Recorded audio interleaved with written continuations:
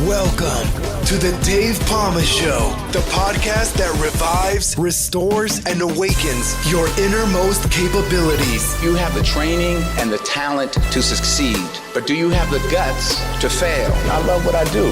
When you love what you do, you want to be the best at it. Today is about the power of you.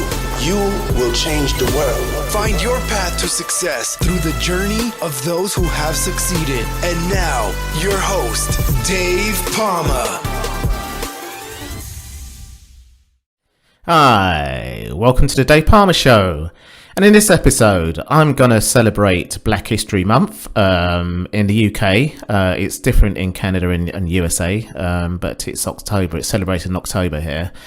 And I just want to celebrate one person in particular now, who is a bit of an unsung hero, but is I consider a hero and a role model in my childhood and during my young adult days. In fact, throughout up to now, the late his name is Arthur Wint, the late Arthur Wint, and the reason why I see him as a hero, while I was a teenager, especially.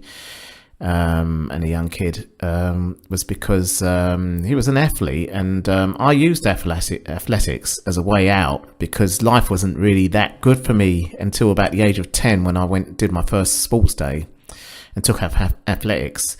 And I was an undiagnosed dyslexic kid, so things weren't great at school, things weren't great for me in the home. I was glad to sort of be out the home, so I was a bit of a lost kid.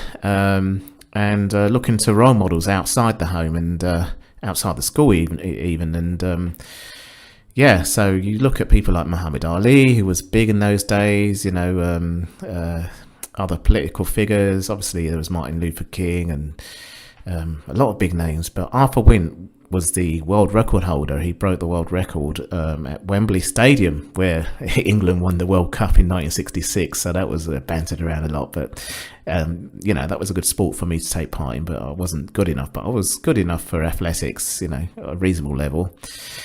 So Arthur Wint was not only an athlete.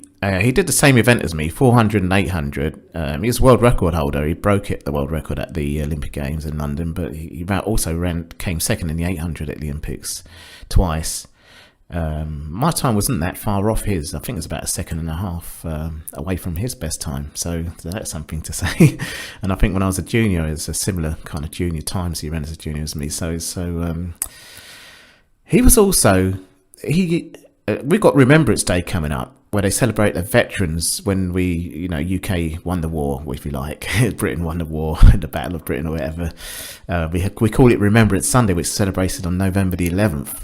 And he got enlisted from Jamaica as an RAF pilot. So he fought the war in a Spitfire, one of the most famous planes then, and it's still celebrated now in the museums and all around the world it's known.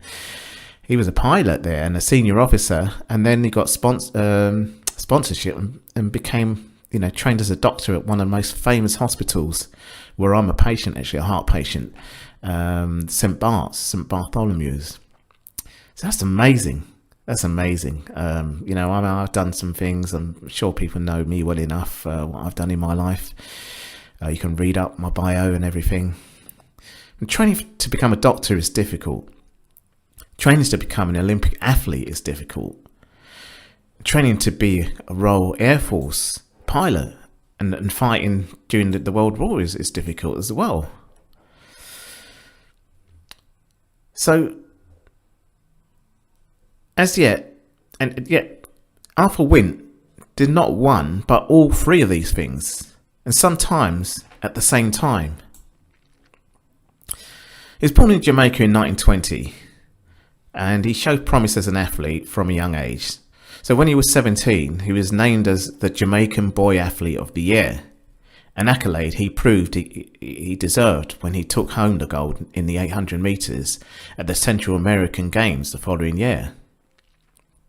Fast forwarding to 1942, when the RAF began to recruit people from the British colonies to help with the Second World War effort, Arthur Wint, along with his two brothers, signed up to the British Commonwealth Air Training Plan and was sent to Canada from training. So from there, he continued to demonstrate his athletics prowess by winning the Canadian 400 metre race and setting a new world record. He then gained his wings from the RAF in 1944, after which he was sent to Britain, where he took part in active service as a Spitfire pilot. For a few years after the World War ended, he stayed in the RAF, and during his time, he continued competing as an athlete, winning races for the RAF at the White City Stadium, the classic stadium that is not there anymore. I competed at Crystal Palace, which is also a well-known stadium around the world for athletics and track and field. That's not there. Well, it's there, but it's not used in the same way. And also at the English Free A Championships, which I've competed in many times as well.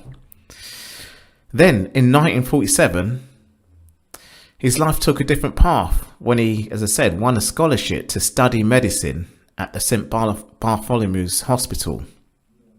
Something even today is no mean feat. You'd be forgiven for thinking that it was at this point he'd hung up his running shoes.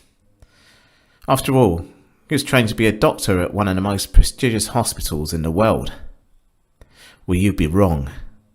While studying to be a doctor, Arthur Wint competed for Jamaica at the 1948 Olympic Games in London. He also happened to win Jamaica's first ever gold medal when he won the 400 metres in a time of 46.2 seconds, equaling the then world record. He also competed in the 800 metres and took home the silver, as I said, and then the 4x400 metre relay, which he sadly pulled a muscle, and so he had to miss out from that podium medal ceremony. So with the Olympics over, Arthur Wint focused on his studies, and until the next Olympics in Helsinki in 1952, where he was determined to make a good promise that he'd made 4 years before, that him and his relay teams would take home the gold this time around. He made good on this promise, and in those games, his teammates took home the gold in the 4x400 metres relay and set a new world record at the same time. He also won silver for the second time in the 800 metres race. So in 1953, he finally qualified as a doctor from St. Bartholomew's Hospital, and he ran his final race in Wembley Stadium that year. And the following year, the Queen of England, made him a member of the British Empire. And in 1955, he returned to his home country, Jamaica, specifically the Hanover Parish. There, he worked as the parish only doctor and surgeon until around 1974.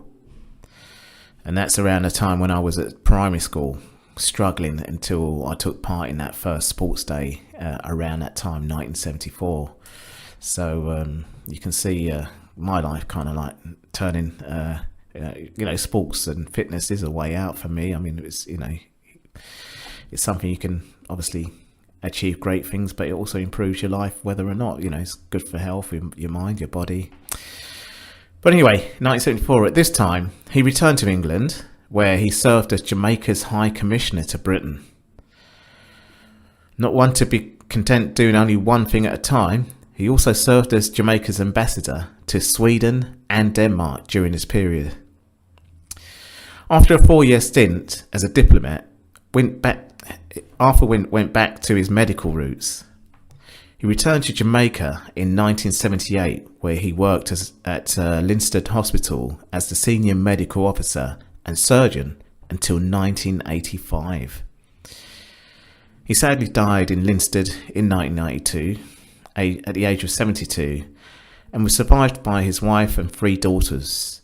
And actually one of his daughters is a doctor in the UK as well now. So that's a good thing to carry forward as well.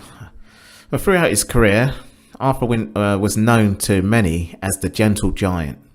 I'm much shorter than him, so I was probably the gentle midget. No, just kidding.